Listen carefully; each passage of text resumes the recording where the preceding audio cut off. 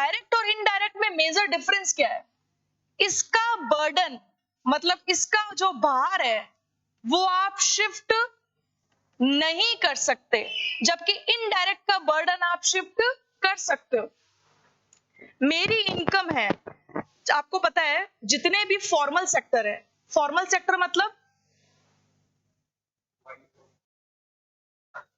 Formal sector का मतलब होता है जहां पे जॉब के रूल्स रेगुलेशन सब कुछ डिसाइडेड है, सब काम सिस्टम से चलता है। इनफॉर्मल मतलब जहां पे सिस्टम डिसाइडेड नहीं है। फॉर्मल सेक्टर जितने भी हैं जिनमें सैलरी अच्छी है आपकी, वो आपको पेमेंट आपके अकाउंट में ही करते हैं, ठीक है? जैसे जो जॉब करेगा उसके अकाउंट में पेमेंट करते हैं। अब जैसे मेरी स्कूल से जो पेमेंट आती है वो एक तो मेरे को कैश नहीं देते, अकाउंट में देते हैं। क्या रीजन होगा कि वो कैश नहीं देते?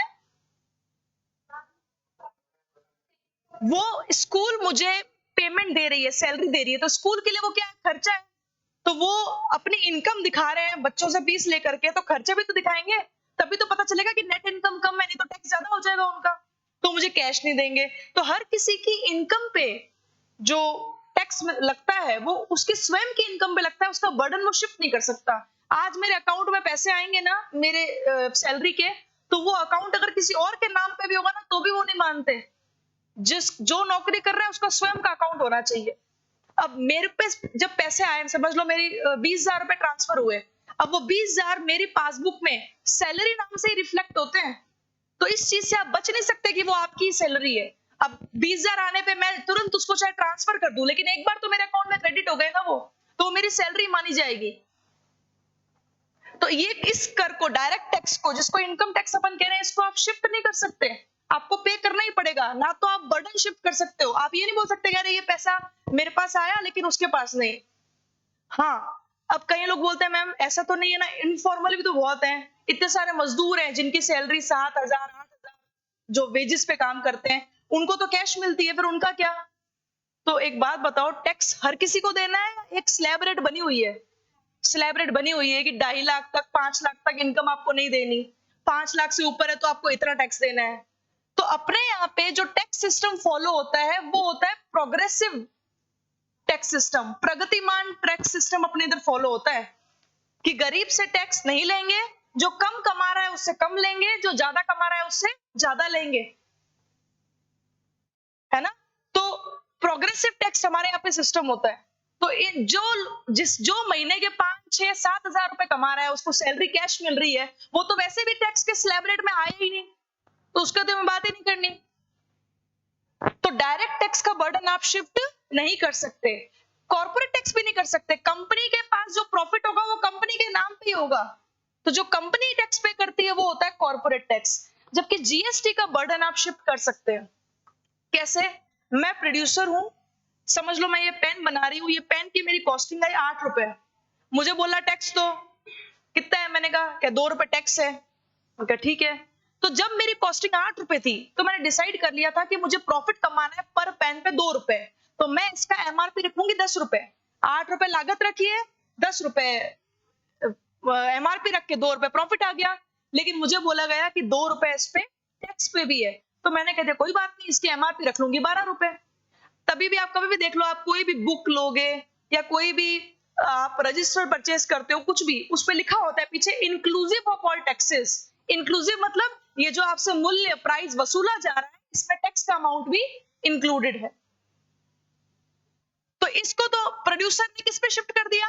कस्टमर पे। एक बार तो प्रोड्यूसर ने दिया होगा, लेकिन जब उस वस्तु का मूल्य वसूला तो उस मूल्य के साथ साथ उसमें टैक्स का अमाउंट भी ले लिया।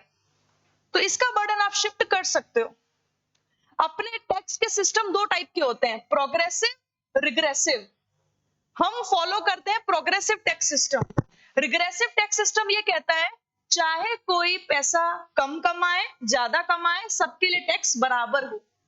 अब एक बात बताओ, जिसकी इनकम साल की 1 लाख रुपए है, आप उससे भी 10% टैक्स ले रहे हो, तो उसके पास 90,000 बचे, 10,000 उसके लिए बड़ी रकम है। जिसकी इनकम 1 करोड़ है उससे भी 10% ले रहे हो, 1 करोड़ वाले के फर्क नहीं पड़ेगा, लेकिन जो गरीब है उसके फर्क पड़ेगा खर्चों पे। तो रिग्रेसिव हमारे लिए सही नहीं है, इसीलिए हम फॉलो भी नहीं करते। हम फॉलो करते हैं प्रोग्रेसिव टैक्स सिस्टम।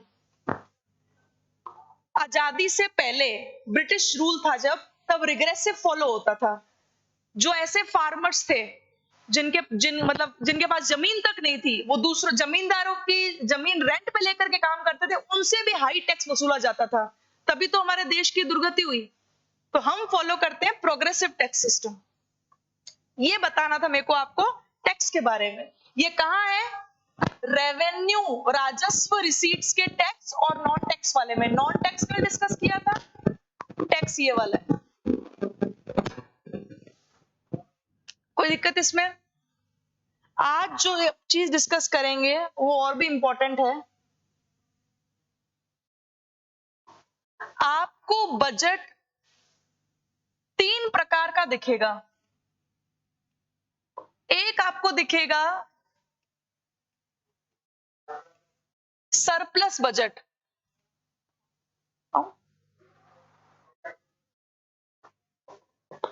एक आपको दिखेगा सरप्लस बजट। सरप्लस बजट का मतलब होता है आधिक्य बजट। एक आपको दिखेगा बैलेंस्ड बजट, मतलब संतुलित। और एक आपको दिखेगा डेफिसिट। डेफिसिट का मतलब क्या होता है? किसी चीज की कमी या घाटा आप बोल सकते हैं।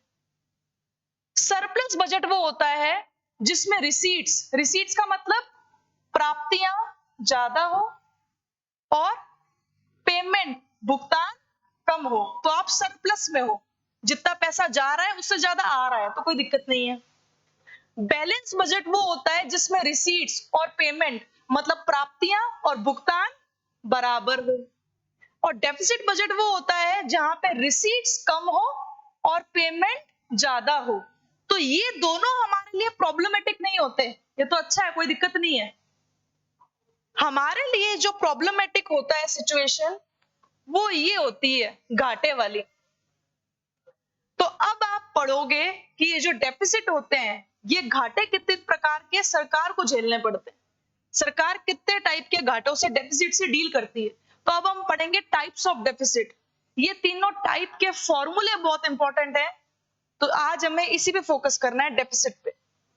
किसी को नोट करना है तो कर लीजिए।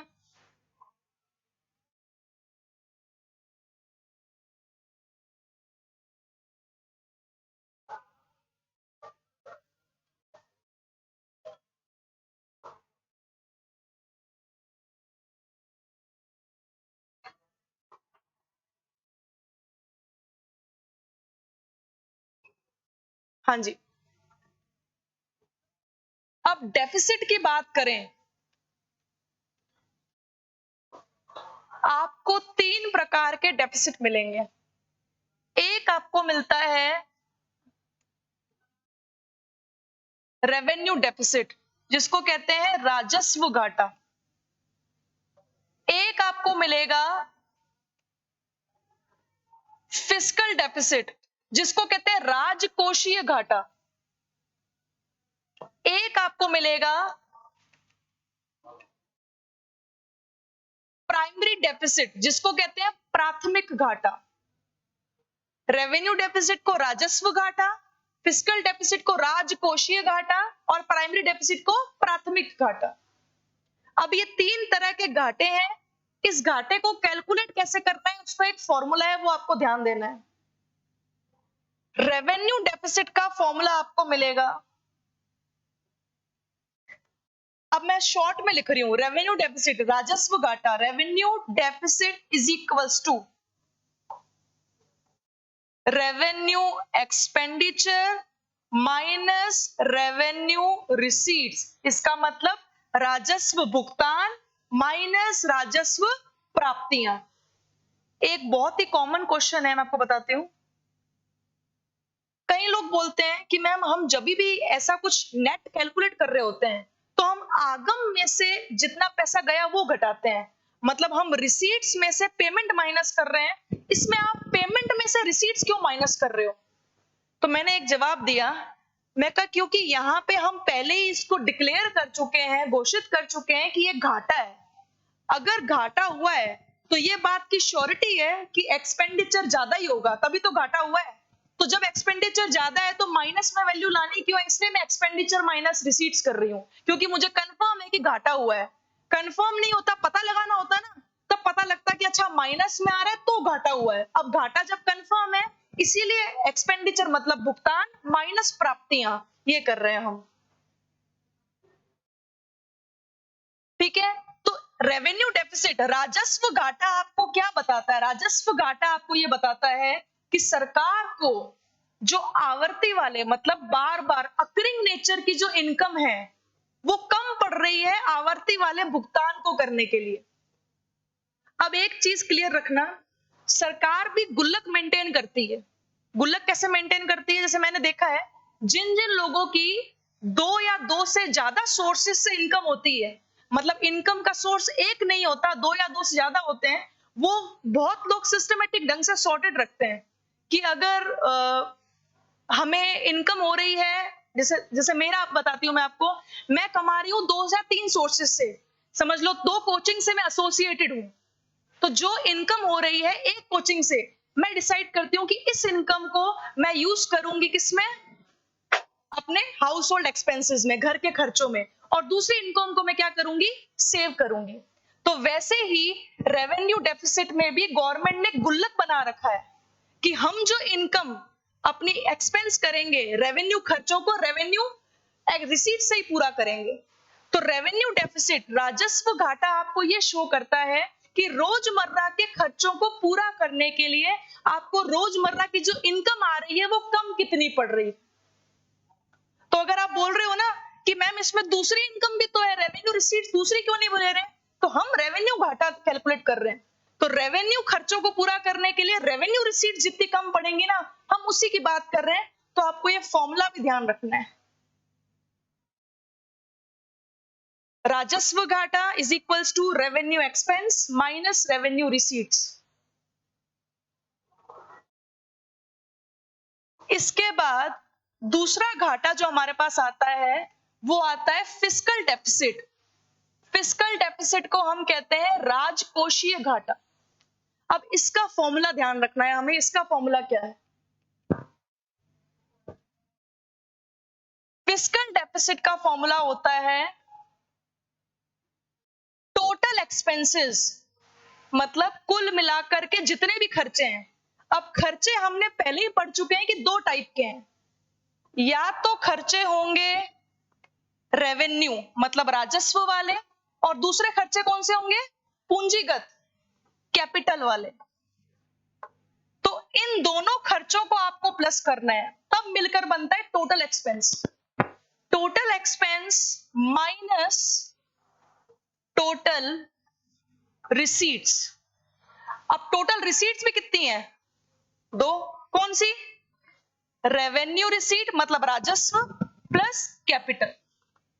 लेकिन इसमें एक चीज हमें विशेष रूप से ध्यान रखनी है कि टोटल रिसीट्स में सारी रिसीट्स होंगी सिवाय एक रिसीट के, और वो होगी बोरोइंग, जो आपने उधार लिया। क्योंकि इवेंचुअली आप शो यही करना चाहते हो कि आपको बोरो करने की कितनी जरूरत है, और आप उसमें बोरो किया हुआ, ऑलरेडी जो बोरो किया हुआ अमाउंट है वो भी प्लस कर दोगे तो आपको एक्चुअल अमाउंट नहीं मिलेगा कि बोरो करना कितना है। इसीलिए टोटल रिसीट्स में सारी रिसीट्स होंगी, रेवेन्यू रिसीट्स की, टैक्स, नॉन टैक्स, कैपिटल की भी सारी, लेकिन बोरोइंग्स नहीं होगी। तो अपन बोलते हैं इसको एक्सक्लूडिंग, मतलब बोरोइंग्स को हम छोड़ देंगे, एक्सक्लूडिंग बोरोइंग्स। तो fiscal deficit total expenditure minus total receipts, receipts में हर चीज लेकिन बोरोइंग्स को छोड़ करके। ये आपका फॉर्मूला है फिस्कल डेफिसिट, जिसको कहते हैं राजकोषीय घाटा। तो एक क्वेश्चन भी पूछता है जिसमें बताता है कि ये फिस्कल डेफिसिट से आपको क्या पता लगता है, तो फिस्कल डेफिसिट से, राजकोषीय घाटे से हमें ये पता लगता है कि हमें कुल बोरोइंग, उधार की जरूरत कितनी है। तो ये आपकी बोरोइंग रिक्वायरमेंट को शो करता है। तो फिस्कल डेफिसिट शो करता है, राजकोषीय घाटा शो करता है आपकी बोरोइंग रिक्वायरमेंट को। इस चीज का ध्यान रखना है। कितने घाटे थे हमारे पास, 3। पहला राजस्व, दूसरा राजकोषीय, तीसरा घाटा आता है आपके पास प्राइमरी डेफिसिट, जिसको हिंदी में हम कहेंगे प्राथमिक घाटा।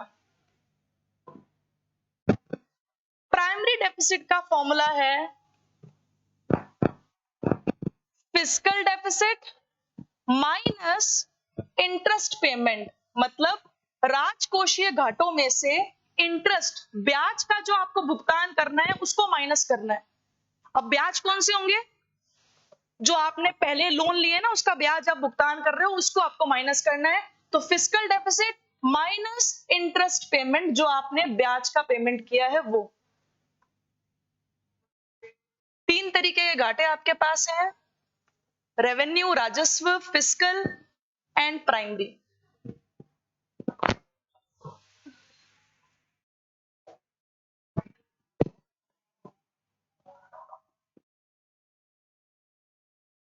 नोट कर लिया यहां तक?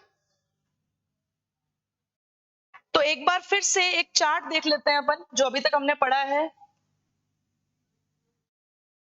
बजट के दो कंपोनेंट है, एक है रिसीट्स मतलब प्राप्तियां और एक है पेमेंट मतलब भुगतान।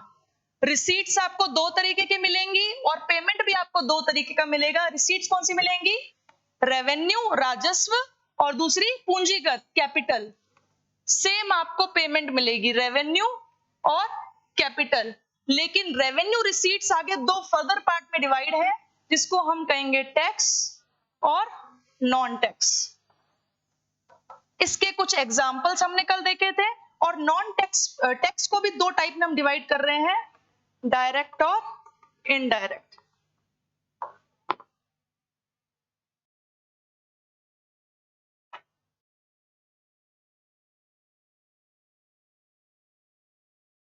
यहां पे कोई प्रॉब्लम है तो बताइए। हमने ये चार्ट पढ़ा है और दूसरी चीज जो हमने आज पढ़ी है वो हमने पढ़ी है डेफिसिट और उसके तीन प्रकार और तीनों के फॉर्मूले। ये है आपका टोटल टॉपिक जो बजट का टॉपिक है। प्राइमरी डेफिसिट होता है प्राथमिक घाटे। प्राथमिक घाटे का सीधा सीधा फॉर्मूला है कि जो आपके राजकोषीय घाटे हैं, मतलब जो आपको टोटल बोरोइंग्स की रिक्वायरमेंट है उसमें से जो आप ऑलरेडी इंटरेस्ट पे कर रहे हो वो माइनस कर दो, ताकि हमें पता चल जाए कि हमें प्योरली बोरोइंग्स की जरूरत कितनी है इंटरेस्ट के बिना। तो fiscal deficit minus interest payment.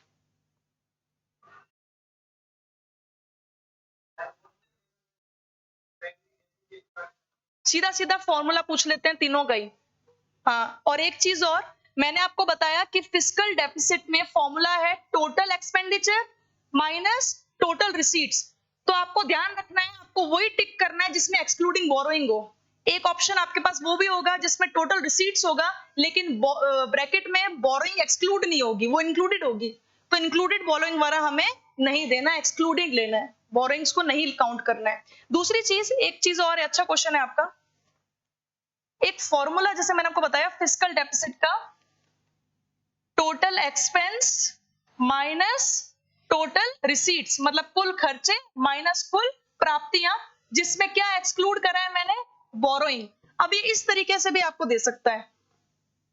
Total expenditure की जगह आपको लिख देगा revenue expense plus capital expense minus revenue receipts plus capital receipts excluding borrowing.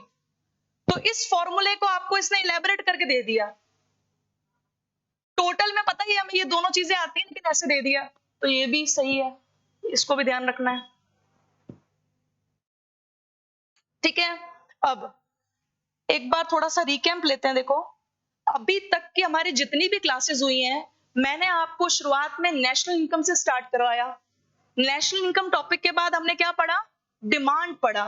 Demand के बाद हमने क्या टॉपिक पढ़ा? Money and banking. ठीक है, मनी एंड बैंकिंग के बाद बजट। एक टॉपिक मैंने आपको बताया था, जैसे आप लोग डिमांड पढ़ते हैं वैसे ही एक टॉपिक है सप्लाई। है दोनों अपोजिट। मैं इसको डिमांड के बाद पढ़ाती तो और इजी हो जाता आप लोगों के लिए, लेकिन मेरा यह मानना है कि आपको याद रहना चाहिए, जब आप सप्लाई, आप दो टॉपिक के बाद सप्लाई पढ़ रहे हो ना, तो इससे आपको डिमांड भी वापस रिवाइज हो जाएगा। तो इसीलिए अब हम जो टॉपिक स्टार्ट करेंगे वो सप्लाई था। आज की क्लास में यही कंक्लूजन था कि बजट कंप्लीट करवा के सप्लाई स्टार्ट करना है। ठीक है, अब मैंने आपको बताया था, जैसे अभी आपने बजट पढ़ा, तो मैंने आपको शुरुआत में ही कहा कि जब आप बजट पढ़ रहे हो तो आप सरकार का बजट पढ़ रहे हो, तो टैक्स एज ए कंज्यूमर तो हम पे करते हैं, लेकिन गवर्नमेंट को टैक्स रिसीव होता है। तो आपको अपने आप को क्या मान के चलना है? सरकार मान के चलना है। डिमांड कौन करता है? कंज्यूमर, गुड्स एंड सर्विसेज की। तो आपको किस नजरिए से सोचना था? कंज्यूमर के। लेकिन सप्लाई कौन करता है? प्रोड्यूसर। तो आपको किसके नजरिए से सोचना है? प्रोड्यूसर के। तो आज हम स्टार्ट करेंगे सप्लाई। थोड़ा सा इंट्रोडक्शन पढ़ेंगे और कल इसको कैरी करेंगे। फिर भी एक बार थोड़ा इंट्रोडक्शन देख लेते हैं। सप्लाई को हिंदी में कहते हैं पूर्ति। देखो, पूर्ति उसी चीज की करते हैं जिसकी कंज्यूमर डिमांड करता है। कंज्यूमर डिमांड करता है गुड्स एंड सर्विसेज की, तो हम पूर्ति भी किसकी करते हैं? गुड्स एंड सर्विसेज की। मैंने आपको एक चीज बताई थी कि जब हमने डिमांड पढ़ा तो मैंने आपको बताया कि आप जब गुड्स एंड सर्विसेज की डिमांड पढ़ते हैं तो आप डिमांड आपकी तब फुलफिल होती है जब कुछ घटक, कुछ एलिमेंट्स प्रेजेंट होते हैं। सबसे पहली चीज, जिनको याद है उनको पता होगा, मैंने बताई थी आपको, सबसे पहली चीज आपको उस वस्तु की, उस गुड्स एंड सर्विसेज की नीड होनी चाहिए। नीड के साथ साथ उसको अक्वायर करने की डिजायर होनी चाहिए। Desire, need and desire. अब देखो, हर चीज नीड एंड डिजायर से नहीं होती। मेरी भी नीड है कि मुझे BMW लेनी है, डिजायर है, लेकिन मेरी पॉकेट मुझे अलाउ नहीं कर रही, तो मेरी एबिलिटी नहीं है, योग्यता नहीं है। अच्छा, कईयों की पॉकेट भी अलाउ कर जाती है, लेकिन खर्च करने की इच्छा नहीं है। तो एबिलिटी टू स्पेंड, खर्च करने की इच्छा प्लस खर्च करने की योग्यता, willingness to spend at prevailing market price, जो प्रचलित बाजार मूल्य है उस पे खर्च करने की इच्छा।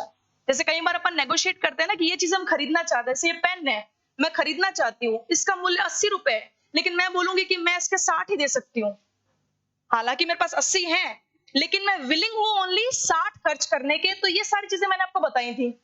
ऐसे ही आपको सप्लाई का भी ध्यान रखना है कि सप्लाई करने के लिए भी कुछ चीजें हैं जो जरूरी होती हैं, उसको हम पढ़ेंगे। लेकिन एक कंसेप्ट हम पढ़ेंगे इससे पहले। जैसे आपको ये वर्ड मिलता है सप्लाई, वैसे ही एक और वर्ड हमें मिलता है स्टॉक। आप बताओगे सप्लाई और स्टॉक में, आप यस रेड वन, हाँ, कि सप्लाई और स्टॉक में कोई डिफरेंस है, नहीं है, या थोड़ा बहुत ये सिमिलर है? जितना आप समझते हैं सप्लाई और स्टॉक में, हाँ या ना बताना, डिफरेंस है नहीं है।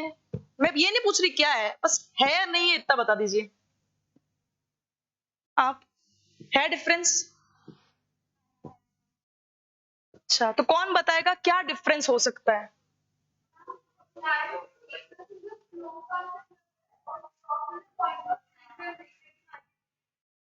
ठीक है, और कुछ? स्टॉक की सप्लाई करते हैं, ठीक है, काफी हद तक ठीक है। और कोई बेटर? जैसे इन्होंने बोला कि स्टॉक की ही हम सप्लाई करते हैं, और कुछ आप?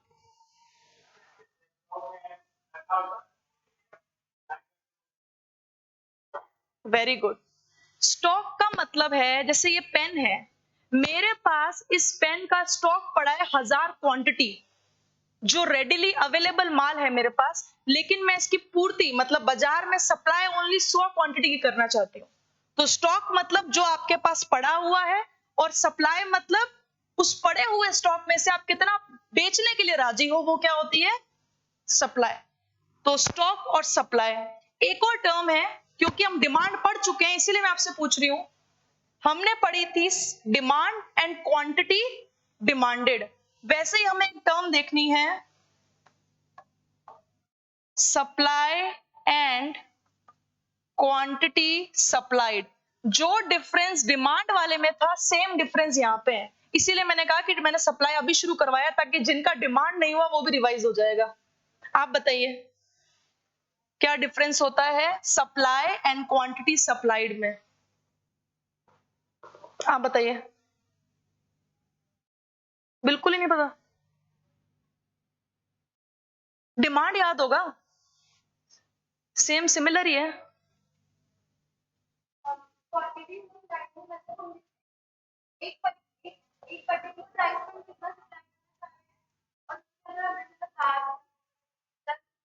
मैंने आपको समझाने के लिए एक चीज बताई थी, ये एक प्लूरल टर्म है और ये एक सिंगुलर टर्म है। अगर मैं बोल रही हूं कि मिस्टर बीन की चिप्स के लिए, जब चिप्स का प्राइस 10 रुपए था, 20 रुपए था, 30 रुपए था, तो इनकी सप्लाई थी 4, 6 और 8।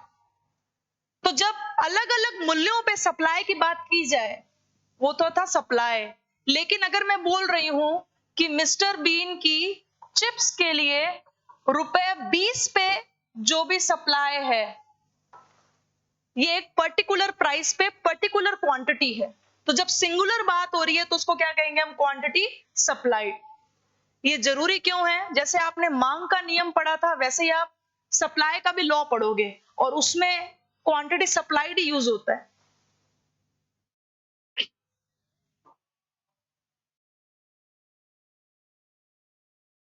अच्छा, तो सप्लाई का जैसे अपन इंट्रोडक्शन पढ़ रहे हैं अभी, मैंने आपको सप्लाई और स्टॉक बताया, सप्लाई और क्वांटिटी सप्लाइड बताई।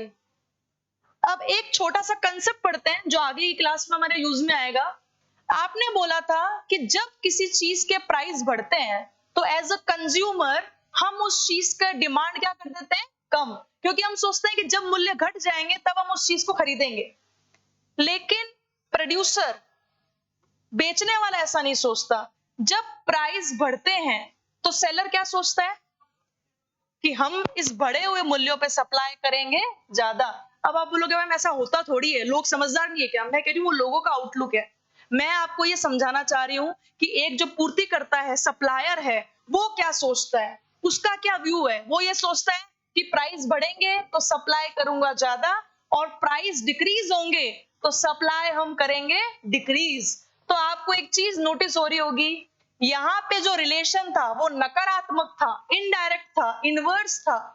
लेकिन यहाँ पे जो रिलेशन है वो डायरेक्ट है, पॉजिटिव है। ये मेन डिफरेंस होता है। तो सप्लाई और प्राइस में जो रिलेशन होता है वो कौन सा होता है? पॉजिटिव।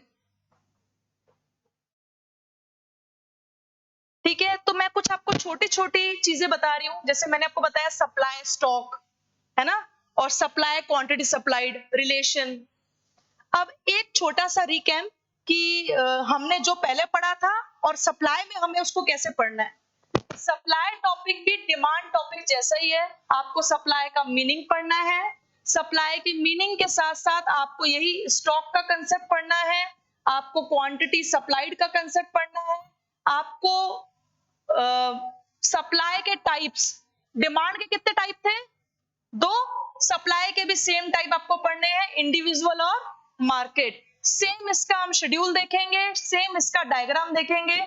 जो आपने लॉ पढ़ा था सेम इसमें हम लॉ ऑफ सप्लाई भी पढ़ेंगे। लॉ के कुछ एलिमेंट्स थे, मीनिंग, अजम्पशन, एक्सेप्शन, डायग्राम, सारा। मतलब अभी मैं आपको ये समझाने की कोशिश कर रही हूं कि जो हमने डिमांड में पढ़ा था सेम सीरीज चलती है सप्लाई में, बस कंसेप्ट प्रोड्यूसर के पॉइंट ऑफ व्यू से हो जाते हैं जबकि पहले कंज्यूमर के पॉइंट ऑफ व्यू से।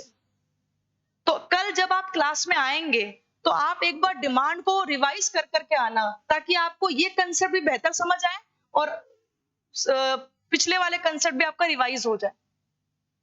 ठीक है, इसके बाद सेम फैक्टर्स पढ़े थे ना आपने कुछ, सब्स्टिट्यूट, कॉम्प्लीमेंट्री, सेम फैक्टर्स को हम आगे लेकर के चलेंगे इसमें। और जैसे आपने मांग की लोच पढ़ी थी, इलास्टिसिटी ऑफ सप्लाई, सेम आप पढ़ोगे इलास्टिसिटी ऑफ सप्लाई। यहाँ पे डिमांड आपने पहले पढ़ी थी। सेम 5 डिग्री, 5 डायग्राम और उनके एग्जांपल्स, और वही न्यूमेरिकल वाला जो क्वेश्चन। तो सप्लाई सेम चल रहा है जैसा डिमांड चल रहा था। ठीक है, तो आज के टॉपिक में इसको कल डिस्कस करते हैं। आज के टॉपिक में हमने बजट को कंप्लीट किया। बजट के साथ साथ मैंने आपको थोड़ा सा सप्लाई का इंट्रोडक्शन बताया कि ये डिमांड की तरह ही, और कल हमें इसको कैरी ऑन करना है। तो कल अपना टॉपिक होगा सप्लाई।